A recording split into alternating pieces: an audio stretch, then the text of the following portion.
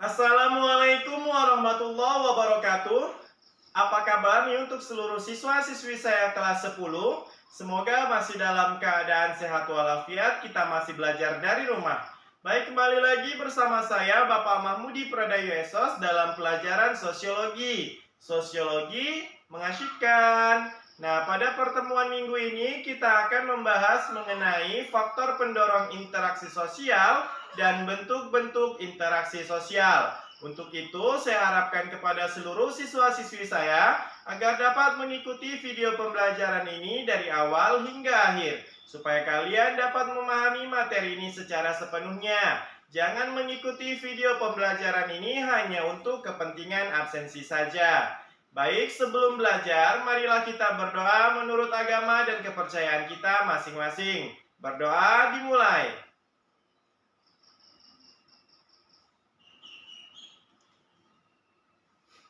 Amin. Langsung saja kita masuki ke dalam materi kita yang pertama, yaitu mengenai faktor pendorong interaksi sosial. Nah, di dalam faktor pendorong interaksi sosial, kita akan menjumpai 6 faktor pendorong dari interaksi sosial. Yang pertama ialah imitasi. Nah, imitasi ialah proses meniru sebagian dari seseorang. Nah, saya contohkan misalnya nih, ada seseorang yang ngefans terhadap seseorang. Nah, saya misalkan ngefans pada Raja Dangdut Indonesia, Rhoma Irama. Nah, dia ingin meniru si Raja Dangdut tadi dengan cara berpakaian seperti Rhoma Irama. Nah, cara berpakaian seperti Rhoma Irama lah yang kita sebut dengan imitasi. Kemudian yang kedua ialah identifikasi. Nah, identifikasi ialah meniru secara menyeluruh. Nah, perbedaannya dengan imitasi hanya sebagian, identifikasi menyeluruh dianya. Nah, ketika dia ingin seperti seseorang, dia ingin sama dengan seseorang. Dia tidak mau ada perbedaan dengan orang yang ingin ditirunya. Nah, inilah yang disebut dengan identifikasi. Kemudian yang ketiga yaitu simpati. Nah, simpati merupakan rasa iba terhadap seseorang. Jadi kalau seandainya nih ada yang meninggal dunia, kemudian kita mengucapkan turut berbelasungkawa. Nah, ucapan tersebut kita sebut dengan simpati, yaitu rasa iba atau rasa keterkaitan kita terhadap seseorang yang mengalami sebuah bencana atau musibah. Nah, kemudian yang keempat ialah empati. Nah, empati ini merupakan simpati yang mendalam yang melibatkan fisik di dalamnya. Saya contohkan, misalnya ada di antara teman kalian yang menderita penyakit ginjal. Kemudian dia membutuhkan donor ginjal. Nah, kalian sebagai teman memiliki rasa empati terhadap teman kalian tersebut dengan mendonorkan ginjal kalian. Nah, disinilah kita sebut dengan rasa empati. Nah, kemudian yang kelima ialah sugesti. Nah, apa ini maksud dengan sugesti? Sugesti ialah memberi masukan terhadap seseorang. Nah, namun seseorang tersebut ini langsung menerimanya.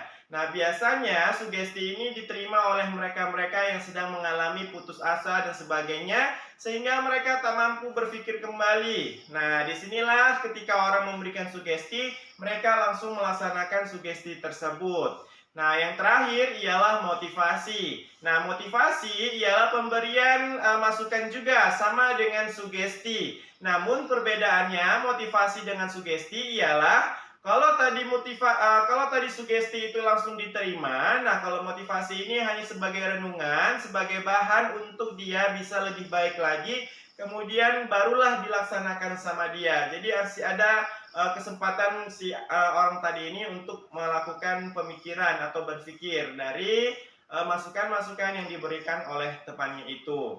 Nah, itu merupakan faktor pendorong interaksi sosial. Nah, selanjutnya yaitu sumber informasi yang mendasari interaksi sosial. Nah, apa saja sih yang dijadikan sumber informasi ketika ingin melaksanakan yang namanya interaksi sosial?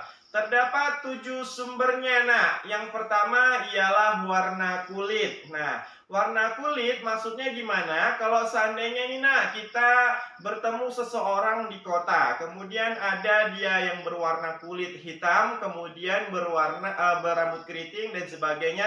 Yang ini dia notabene ialah menandakan bahwasannya dia adalah orang Papua. Nah, kalau misalnya kita ingin mendekati dia, berinteraksi dengan dia, kita harus menyesuaikan dirinya dengan dia juga. Nah, kemudian yang kedua ialah usia. Nah, di dalam interaksi ada batasan-batasan usia untuk bisa saling berkomunikasi dengan baik. Nah, tidak mungkin orang yang lebih muda itu menghardik yang lebih tua dengan berbicara yang tidak sopan terhadap yang lebih tua. Nah, pastinya lah ada tata cara atau adab-adab ketika kita ingin berinteraksi. Makanya usia di sini juga dijadikan sebagai sumber informasi yang mendasari dari interaksi. Kemudian yang ketiga ialah jenis kelamin. Nah, kalau jenis kelamin di sini kita lihat biasanya kalau seorang lelaki akan lebih mudah berinteraksi dengan lelaki. Nah, begitu juga perempuan, lebih mudah juga dia untuk bisa mengalami atau berinteraksi dengan orang lain dengan sesama jenisnya. Nah, kalau misalnya ada yang berlawanan jenis, nah mungkin di sini nanti akan beda ceritanya, ya kan? Nah, itu yang ketiga. Kemudian yang keempat adalah penampilan fisik. Nah, kita juga harus melihat penampilan fisik ketika kita ingin mengajak interaksi kepada seseorang. Nah, jangan kita lihat pula penampilan fisiknya misalnya gini. Dia ya gembel lah misalnya gitu, atau memakai pakaian orang gila.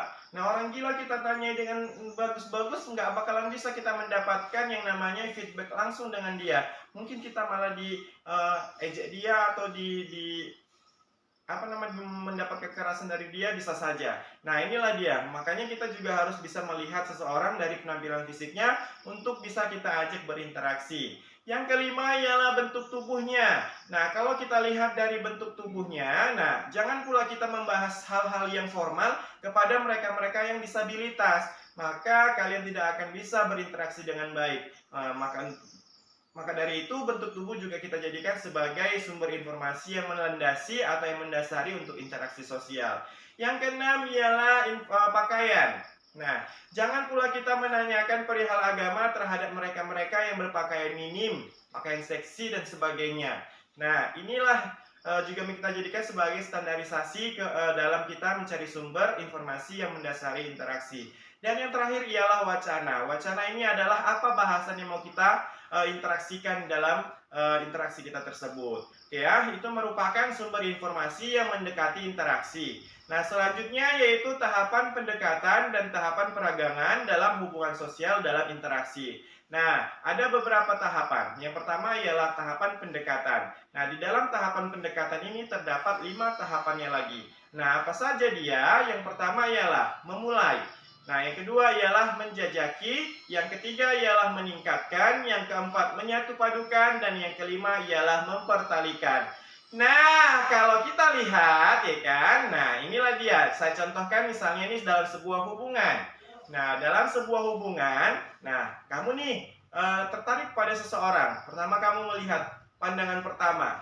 Nah, di situ ialah memulainya. Wah, ini cewek cantik pula ini ya kan. Nah, kemudian kamu mulai menjajakinya dengan mencari informasi mengenai perempuan tersebut. Nah, kemudian kamu meningkatkannya dengan berkenalan, saling mengenal satu sama lain. Kemudian yang keempat, kalian menyatu padukan. Nah, menyatu padukan ini dalam bentuk sebuah hubungan ikatan.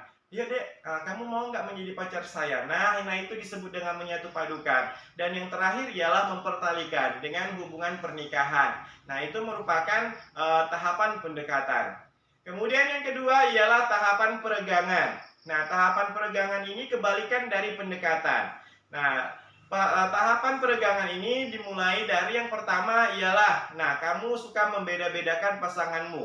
Misal nih, kamu dulu waktu pacaran cantik, wangi, rapi, tapi setelah menjadi istri saya kamu kok jadi jelek, kemudian jadi bau, jadi apa? Nah, itu sudah mulai yang namanya peregangan dengan membeda-bedakan. Kemudian yang kedua, setelah kalian beda-bedakan, kalian membatasi diri kalian dengan melaksanakannya itu dia agak-agak jauh dan sebagainya. Nah, yang ketiga memacetkan. Nah, memacetkan ini kayak beranggapan bahwasannya hubungan kalian itu nggak berjalan, hubungan kalian itu stagnan, berada di situ-situ aja, sehingga memunculkan yang namanya kebosanan. Nah, setelah kalian merasakan yang namanya kebosanan tersebut tadi, kalian langsung menghindar. Nah, karena kalian menghindar, akhirnya kalian memutuskan. Nah, itulah dia 5 tahapan dalam peragangan, yaitu membeda-bedakan, membatasi, memacetkan, menghindari, dan memutuskan. Oke ya, itu merupakan tahapan pendekatan dan tahapan peregangan dalam hubungan sosial dalam interaksi. Nah, yang selanjutnya ialah bentuk-bentuk interaksi. Nah, menurut Gilin dan Gilin, nah ini John Philip Gilin dan Gilin ya, mengatakan bahwasannya bentuk interaksi ini terbagi menjadi dua, yaitu interaksi asosiatif dan interaksi disosiatif. Nah, interaksi asosiatif ialah interaksi yang mengarah kepada persatuan atau integrasi sosial. Sedangkan disosiatif ialah oposisi atau bagaimana cara kita untuk bisa melawan dari musuh kita dan sebagainya. Nah, kita bahas yang pertama dulu, yaitu asosiatif. Nah, bentuk interaksi asosiatif ini terdapat 4 bentuknya. Apa saja? Yang pertama ialah kerjasama. Yang kedua ialah akomodasi. Yang ketiga ialah asimilasi. Dan yang keempat adalah akulturasi. Nah, kita bahas yang pertama ialah kerjasama. Nah, di dalam kerjasama ini terdapat beberapa komponennya. Ada 9 bentuk kerjasama. Nah, apa saja? Yang pertama ialah kerukunan atau gotong royong. Tahulah ya kan apa yang dimaksud dengan gotong royong. Kemudian yang kedua ialah bergaining. Nah, bergaining ialah bentuk kerjasama dengan perjanjian mengenai pertukaran barang atau jasa antara dua organisasi atau lebih. Kemudian yang ketiga adalah kooptasi. Nah, kooptasi ialah bentuk kerjasama sebagaimana proses penerimaan unsur-unsur baru dari sebuah organisasi. Misalnya adalah kepemimpinan. Dan yang keempat ialah koalisi. Nah, koalisi ini adalah bentuk kerjasama dengan mengkombinasikan. Nah, mengkombinasikan yang memiliki tujuan yang sama. Saya contohkan misalnya dalam partai politik menuju pemilihan daerah atau pemilihan negara, kepala negara. Nah, mereka saling berkoalisi untuk mendapatkan yang namanya kemenangan. Nah, kemudian yang kelima ialah joint venture. Nah, joint venture ialah kerjasama dalam pengusahaan proyek.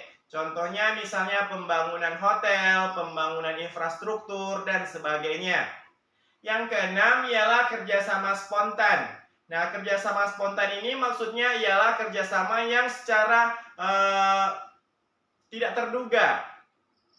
Dalam suatu tempat tiba-tiba kita ingin melaksanakan kerjasama terhadap seseorang, nah itulah disebut dengan kerjasama spontan.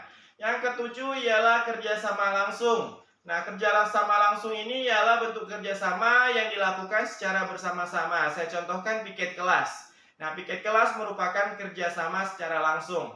Nah, yang kedelapan ialah kerjasama secara kontrak. Nah, di sini ada perjanjian terhadap dua orang antara si pemilik dengan si yang melakukan kerjasama tadi. Nah, dengan menandatangani sebuah perjanjian yang mana ketika nanti habis masa kontraknya, bisa saja dia berhenti, bisa saja diperpanjang. Nah, ini yang disebut dengan kerjasama secara kontrak. Kemudian yang kesembilan ialah kerjasama secara tradisional. Nah, biasanya Nina saya contohkan, dalam sebuah masyarakat tradisional, ketika mereka ingin membangun rumah, mereka mengadakan kerjasama untuk mengerjakan sebuah rumah tersebut. Nah, ini tanpa bayaran dan sebagainya. Nah, inilah yang kita sebut dengan kerjasama secara tradisional. Nah, itu yang pertama, bentuk dari kerjasama. Kemudian yang kedua ialah bentuk dari akomodasi. Nah, akomodasi ini memiliki dua makna. Makna yang pertama ialah sebagai keadaan. Nah, akomodasi sebagai keadaan bisa kita artikan sebagai keseimbangan interaksi yang berkaitan dengan nilai dan norma. Kemudian yang kedua ialah sebagai proses. Nah, dalam sebagai proses, akomodasi ini bisa kita artikan sebagai usaha manusia untuk meredakan pertentangan agar tercipta yang namanya keseimbangan untuk bentuk akomodasinya. Nah, bentuk akomodasi dari interaksi ini ada beberapa hal.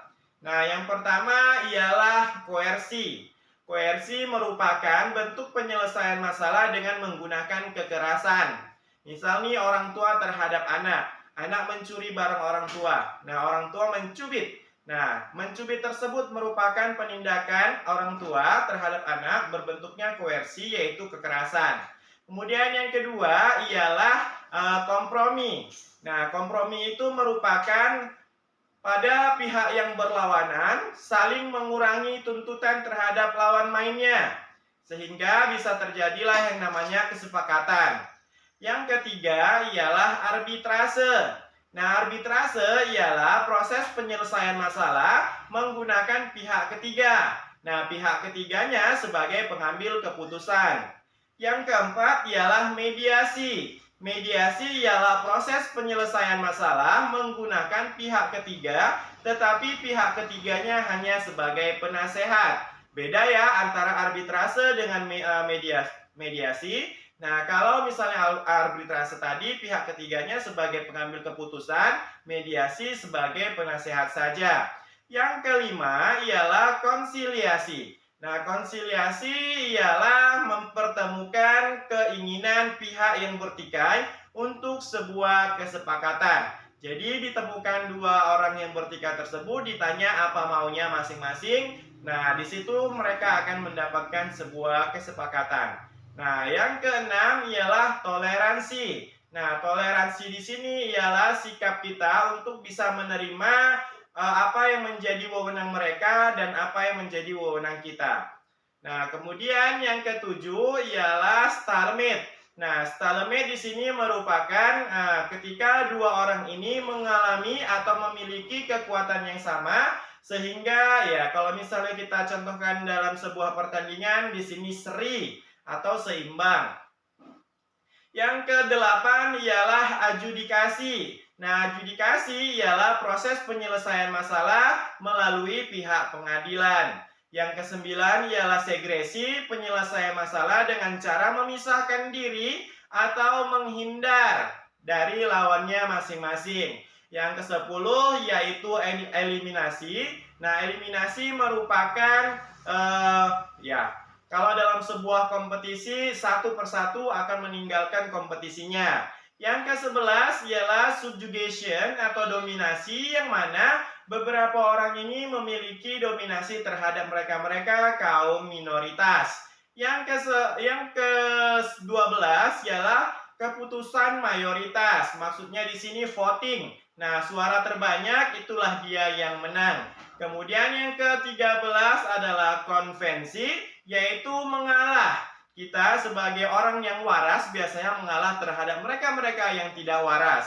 Nah, kemudian yang ke-14 ialah gencatan senjata. Nah, arti dari gencatan senjata ini ialah penundaan permusuhan dalam jangka waktu yang cukup lama, bahkan mungkin tidak tertentu. Nah, itu merupakan bentuk-bentuk dari akomodasi. Kemudian yang ketiga yaitu asimilasi. Apa sih yang dimaksud dengan asimilasi? Asimilasi yaitu percampuran dua kebudayaan yang bercampur menjadi satu dan mereka membentuk sebuah kebudayaan baru. Saya contohkan, ada perkawinan antara Jawa dengan Batak, mereka bergabung mengkombinasikan dua kebudayaan tersebut menjadilah yang namanya Jabat. Nah, Jabat tersebut kita sebut dengan asimilasi karena mereka tidak saling menekankan kepada kebudayaan masing-masing, melainkan mereka membaurkan, mencampurkan menjadi satu dan mereka membentuk sebuah kebudayaan baru. Ini kita sebut dengan asimilasi. Kemudian yang terakhir ialah akulturasi. Nah, akulturasi sama dia dengan asimilasi, perbedaannya akulturasi yaitu percampuran dua kebudayaan yang bercampur menjadi satu dan mereka tetap mempertahankan kebudayaan masing-masing sehingga mereka terdapat dua kebudayaan dalam sebuah keluarganya. Misal nih, tadi ada pernikahan antara Jawa dengan Batak. Nah, mereka saling mempertahankan kebudayaan masing-masing. Mereka tidak mau melaksanakan kebudayaan pasangan sebaliknya. Nah, di dalam akulturasi ini, kita bisa dapatkan yang namanya dekulturasi. Nah, dekulturasi itu apa? Nah, dekulturasi yaitu pemaksaan terhadap salah satunya untuk bisa mengikuti kebudayaan si pasangannya. Nah, dengan cara pemaksaan inilah kita sebut dengan dekulturasi. Saya contohkan, misal nih, saya menikah dengan orang Jawa, sedangkan saya adalah orang Batak. Nah, perempuan saya atau istri saya tadi dipaksa untuk mengikuti kebudayaan-kebudayaan Batak. Nah, inilah yang kita sebut dengan yang namanya dekulturasi. Nah, itu dia bentuk dari asimilasi dengan akulturasi.